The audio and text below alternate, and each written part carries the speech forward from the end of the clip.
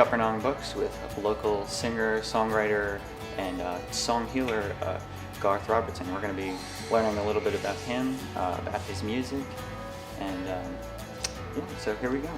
Garth, thank you so much for being here. Thank you so much. Well, first of all, tell me a little bit about yourself.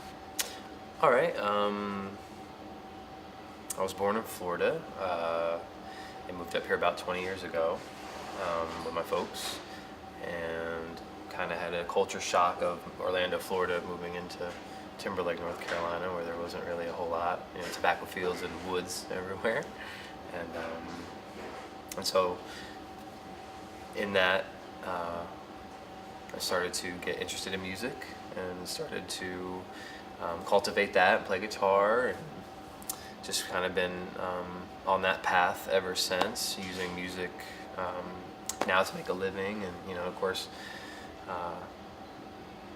playing is kind of makes you feel good, and using it as a personal practice. And not too long ago, got married and live in Pittsburgh, North Carolina, and just been continuing on with music and seeing what the future has. Oh, what was it about music? Was there a particular song that kind of hit you, that kind of made you feel at ease? It wasn't a song. My grandpa played guitar, and so I was always around him playing old country songs, So I think that was kind of my introduction of like, wow, I'd like to be able to do that one day, like he's doing it. And even to the point to where I decided to play guitar, he sent me a little cassette tape, because that's how long ago it was, of him playing songs, and he would like say the chord changes right before, so he'd be like, na na na na C, na na na na F, and I was able to like put that in and kind of learn these older country songs with him. And so there wasn't actually a moment where I heard a song, but it was more just like being around music created, and seeing people play guitar, and just kind of being around that led probably to my curiosity with it more than anything, and wanting to be able to do that thing. So you actually learned from him in that way, learned how to play. Yeah, well, I think we never had a formal lesson, but I think I like absorbed a lot, and then when he sent me that cassette, and so it was just kind of strumming along and struggling, but he wasn't really there with me. But then after a few years, I was actually able to strum along these songs with him, and that was really, really cool. He's no longer with us, so I was like, I treasure those those moments of being able to spend with him like that. Those are good memories. Yeah, they are.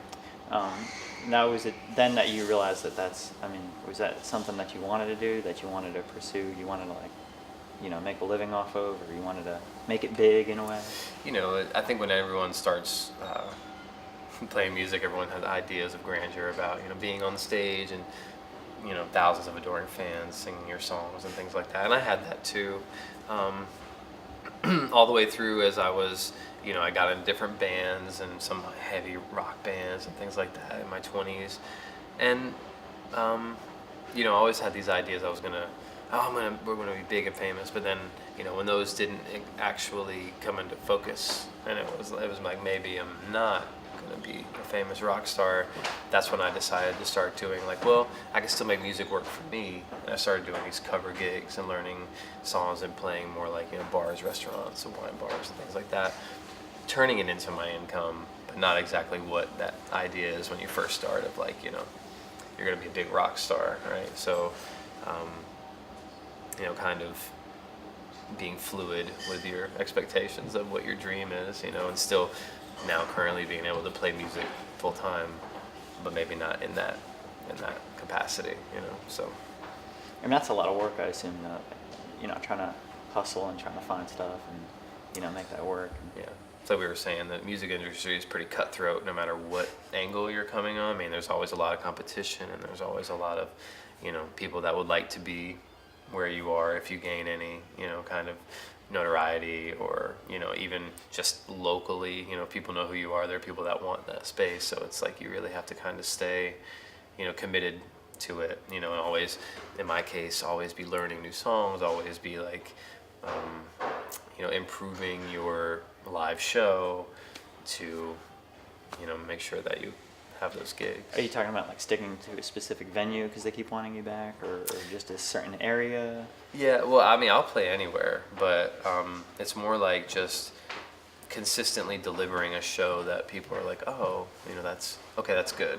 You know what I mean? As opposed to like, well, he's just going through the motions or playing someone else's songs. Actually like taking the songs, kind of making them your own a little bit, and like really delivering, I guess, the feeling, even though they're not your songs, of the songs. And of course, they're popular songs, so everyone knows it and sings along with it. And that's kind of like the, part of it. At least what I'm doing now with the cover gigs and things like that. And I think that makes people feel comfortable is when they can get into that groove. Mm-hmm. Yeah.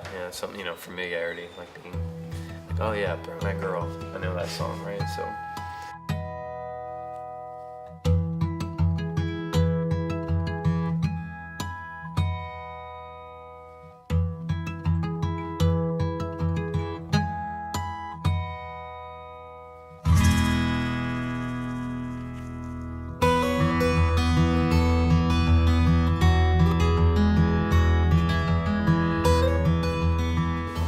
Tell me about songwriting, because you have obviously you have a couple songs of your own. Mm-hmm. Yeah, you actually brought your CD. Oh, okay. For you.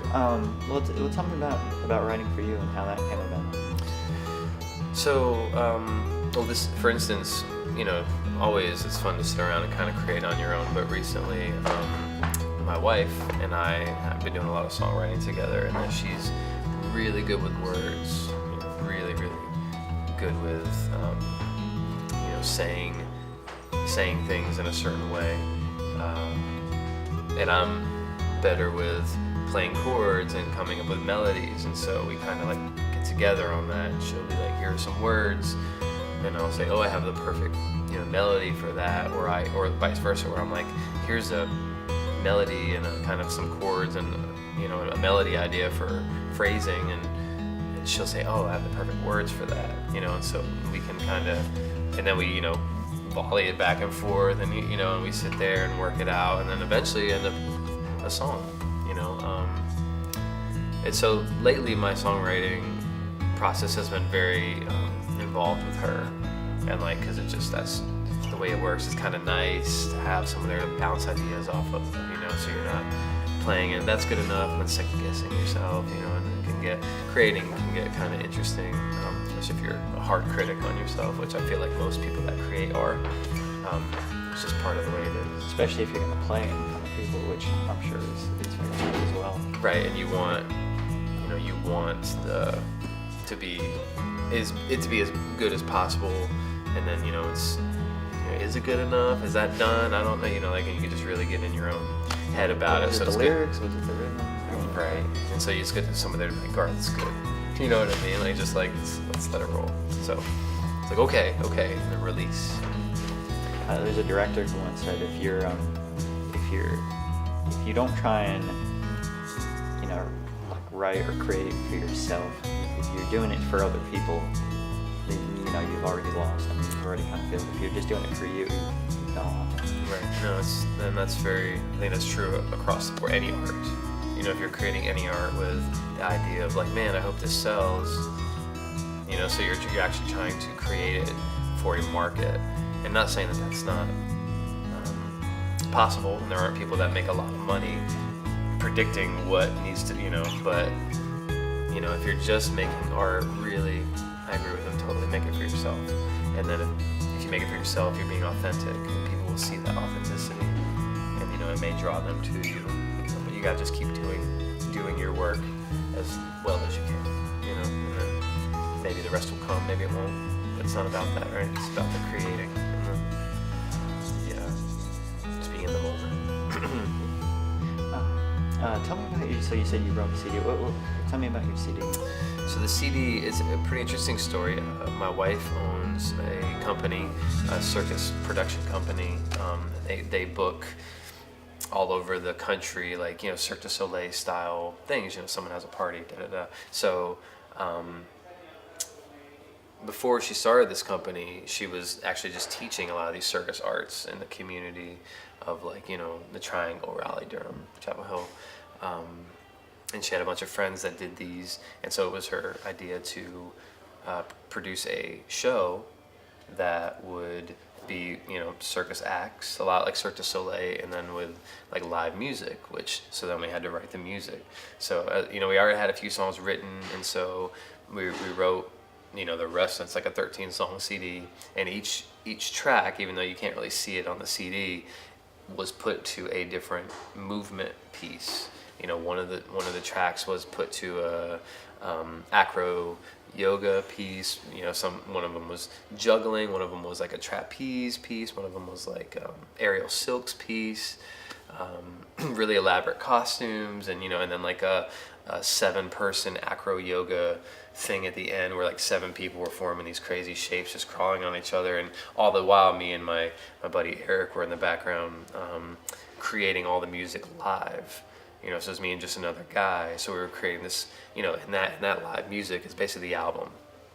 That album it's called Light Pours In, and it kind of follows the actual order and the rhythm of the show.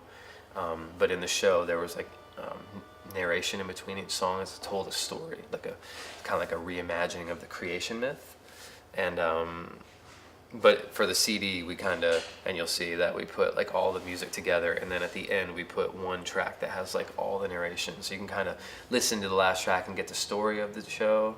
But if you want to just listen to the music, you can just do that too.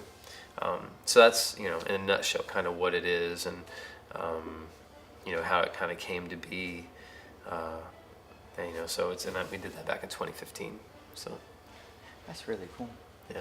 Yeah, and I saw some of the videos you and Liz created where you're playing, and this was on Facebook. Yeah, and she's doing the the acrobatic. A lot like that.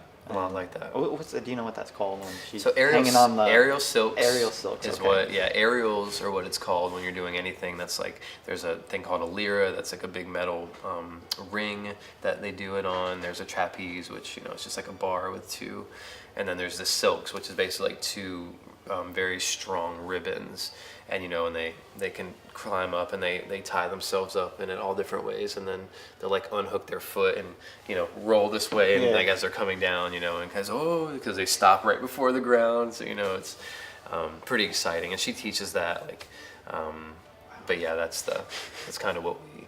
And obviously that takes a lot of effort, a lot of practice, a lot of fitness. She is very, very much on that path. Yeah. Mm-hmm. That's really cool. Okay. Obviously that seems like it was a lot of work to put together, kind of combining the two. I mean, you obviously had to match the rhythm up with the the acrobatics and all that stuff. And what song goes with what piece, and then also what song is plugs into the story at the best place, and just like it was. I bet we worked on it for a year before we put it out. Because then it's using professional performers who have performer schedules and are doing it for a living, a little bit like, have you heard like herding cats a little bit? Because it's because everyone is I gotta do this, getting everyone to have a weekend or they can be together is like, sometimes you got to project out 6 or 7 months, you know what I mean? And so the process was kind of long to get it going. But after we got it, then it was just, then we were just able to pick weekends and go like, okay, we're going to go to Virginia. Okay, we're going to go to, we're going to do it at Shikori. We're going to do it. You're doing a whole bunch of traveling. Well, not a whole bunch, but, we did it in Virginia. We did it in Raleigh.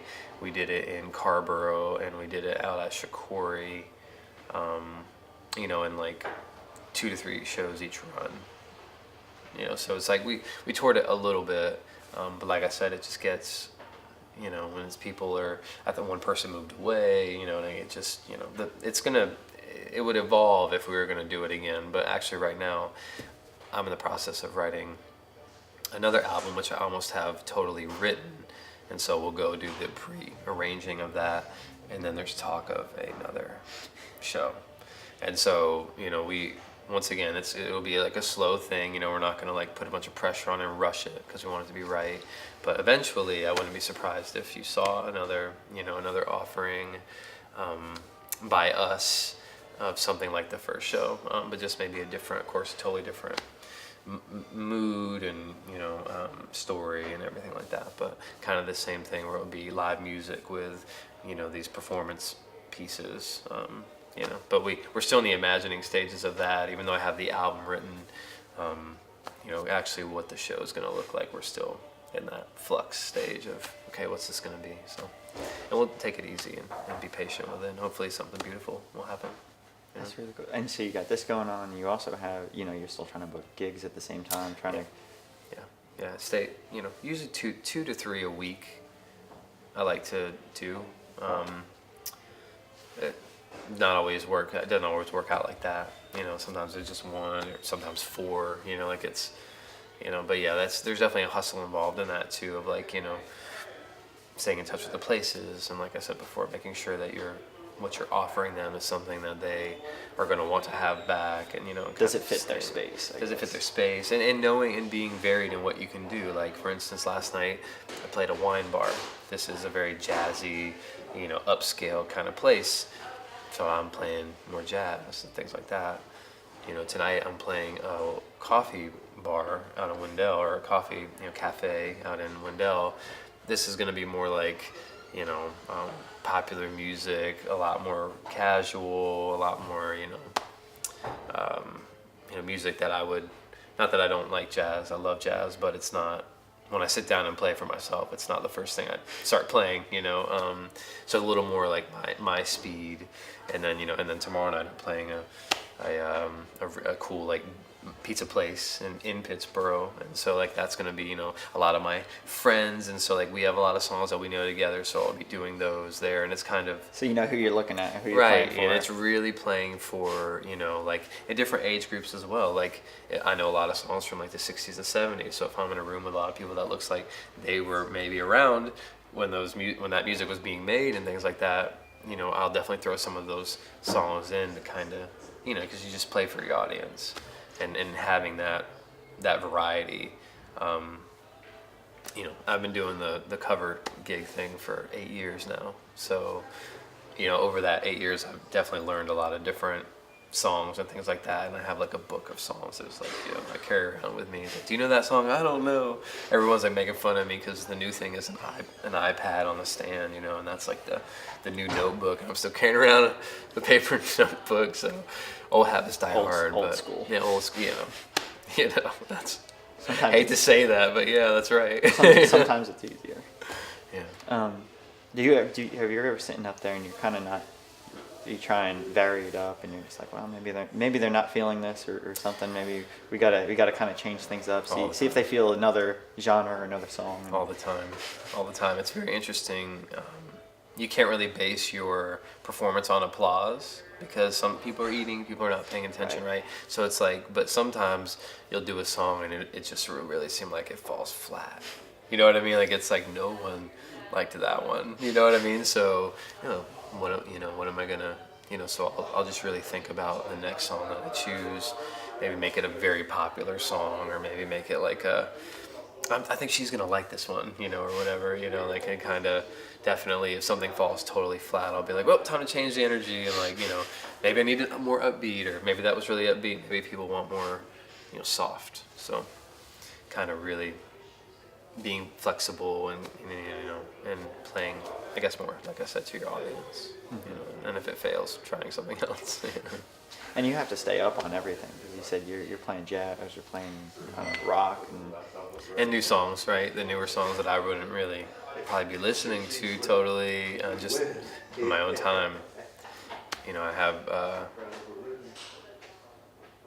you know, I will be learning for this, because inevitably somebody will come up and be like, you know, do you know the new Justin Bieber song? You know what I mean? It's like, you know, like it's like, you know, like it's because I learn it for that moment, right? It's like, you know, so now I'm, you know, and that person is really loving it, you know, so that's kind of like the payoff. It's like when someone asks for a specific song and you can deliver in that moment, and like, and you know, to know like what that's doing on the inside of them, you know, which is, you know, can be like just changing your whole day around or something, you know what I mean? So, so I learn it and I do it for that. But, you know, like I said, I don't think I would be bumping that. I wasn't playing that on the ride here, if you know what I mean. Like, it's just, I'll listen to it and, like, get the chord structure and get the melody and, like, practice it and then, you know, forget about it until someone says, hey, do you know that song? It's like, oh, yeah, I do. So, So what do you listen to? We've gone over what you don't listen to. What do you listen to in your own time? I don't know. I don't want to actually a lot of podcasts.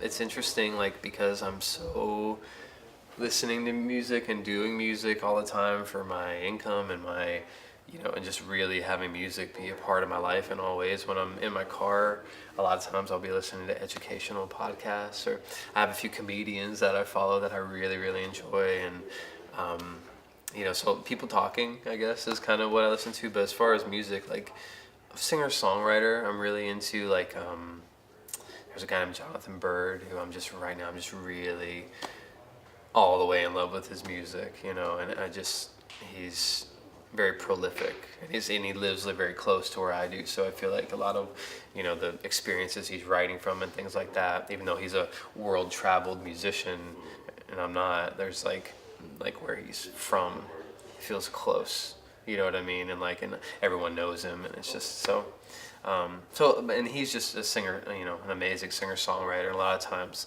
that'll be like, I like to listen to a person that has a song with a guitar, and just, because it's very intimate, it's very stripped down, and you really just get like what they're trying to say, with their song, and really like what they're feeling. Acoustic. And yeah, like kind of, but over the years in my 20s, I toured around with a heavy metal band that played 7-string guitars, which are like an extra low string for the super heavy kind of, kind of, and like,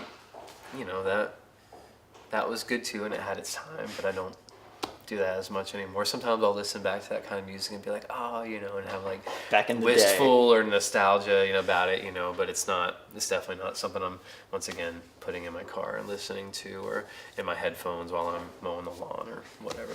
That stuff is usually more podcasts, and then, singer-songwriter things. I always love discovering new music, so if, someone says, hey, you should check this out, and I'll really get into it. Like I'll listen to it, and if I like it, I'll like get an album and like just play it on repeat until it's almost like ingrained, and then I'll be like finished with it. But it's almost like I just consume it like that way. And so, it could be annoying. Like if, some people around me and they're like, are you still listening to that? And it's like, yeah, but to me it's just, when music really hits me, I just dive all the way in.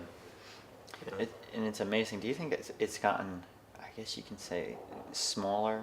The world has gotten smaller with like iTunes and YouTube and all this stuff. I mean, I don't know. What's your take on that? What's like new technology?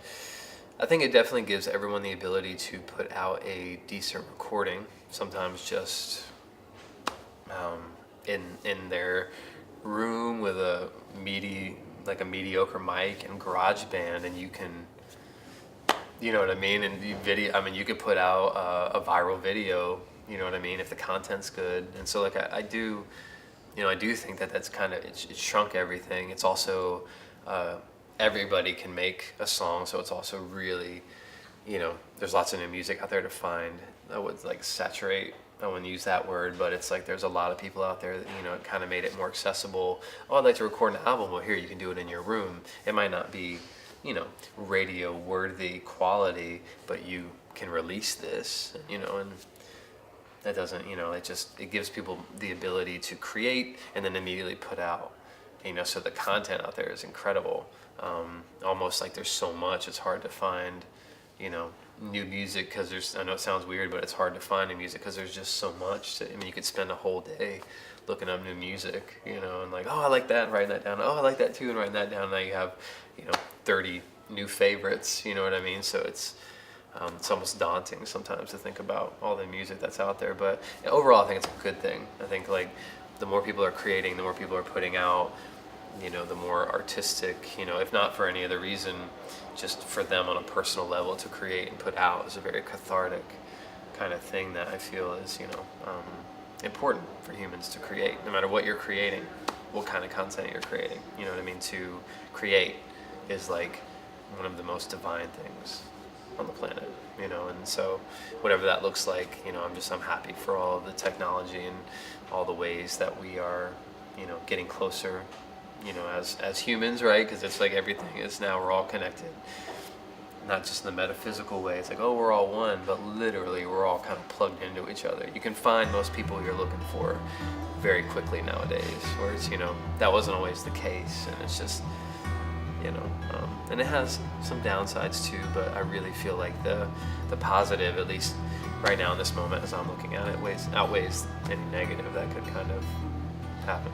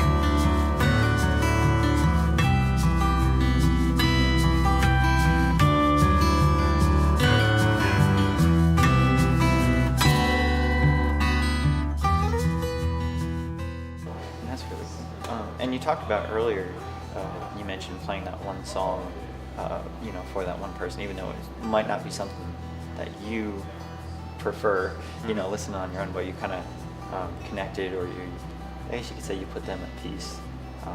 So what I'm getting into here is your song Healing. Mm-hmm. Tell me about that, how that came about. So it's funny because we hadn't talked about this, but that it was those moments of like playing a song that someone asked for. You go in, someone's at the bar, they're not looking happy, they're not, they're obviously heavily drinking, not always, but at the bar in my situations, sometimes they generally they go hand in hand. It just happens sometimes. And maybe that person will get a couple drinks in them and get a little more, loose, and will come up and, because I always say, please, you have any, requests or anything, and so that person will come up and request, and, if I know the song, and then they go sit down, and I'm like, okay, I got this by request, or sometimes I'll be like, thank you so much for requesting this, and I play it, and you can just watch people change, like you can watch, like, it's even in that moment, all I'm doing is playing a song that they asked for, but you can witness a total, like it's sitting up straight, like it's just, there's a change, and it was seeing that change like over and over and over again that kind of, I always knew that when I played guitar for myself, or like, I had a couple of like very old metal Tibetan singing bowls that were like kind of large, and they're just, like just playing these for myself as like for meditation and things like that has always been very, very healing as a practice.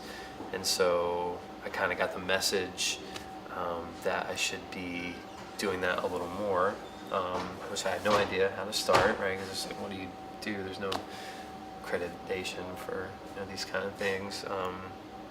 So I just started amassing different instruments, like a very large gong, like a 30-inch gong, a few didgeridoos, a few more bowls, of course the guitars, and crystal bowls, and different flutes and things like that, and just really started approaching it from, like I'm not going to play any one song, but we can use these vibrations to, along with intention, to even further people in their healing, and they're like, and that, healing is such a wide term, right? Healing could be someone laying there and just having an extremely relaxing experience and being like, and coming out of it and being at peace, a little more at peace than when they went in.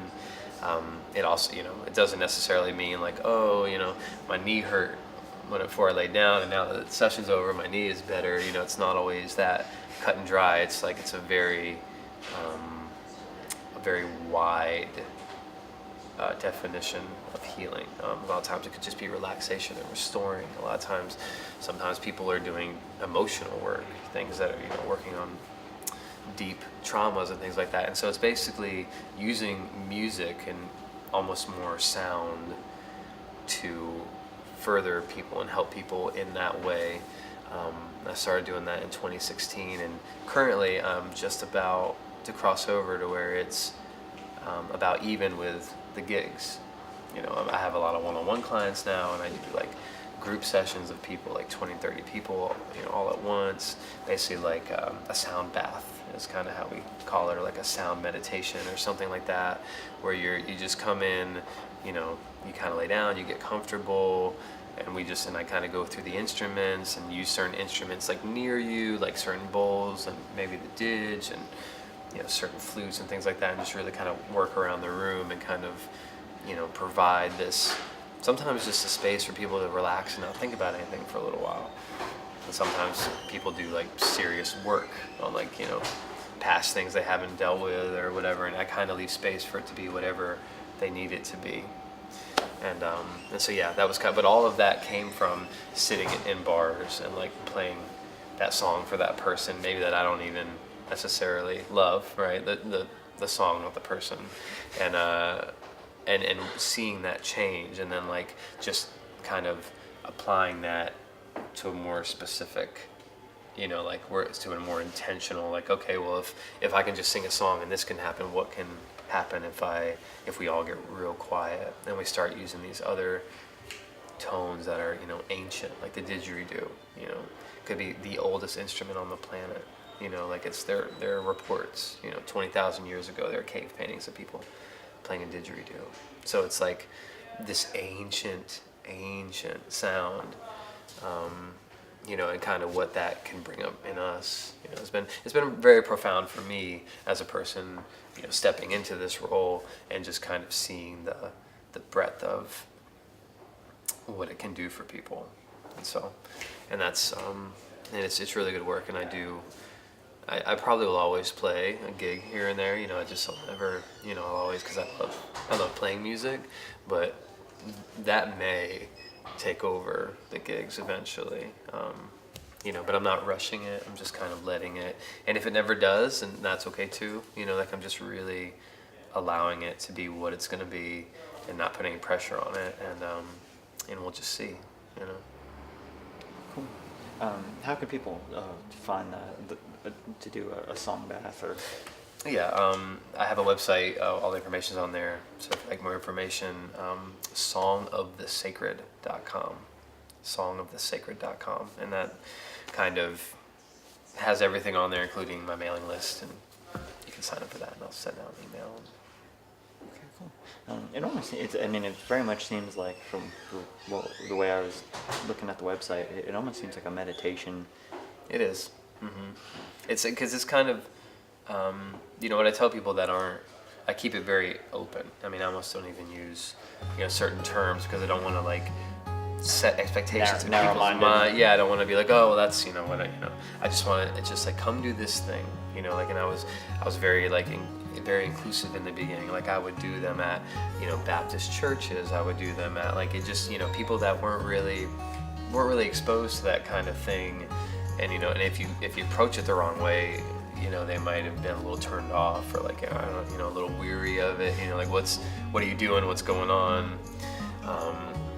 So I just try to keep it very open and very like inclusive to everyone that just wants to come have a relaxing experience. And for people that have a meditation practice, it's a perfect time to just go into your own personal meditation and allow the sounds and the songs and the music to kind of guide you through your meditation. You know, there's no talking.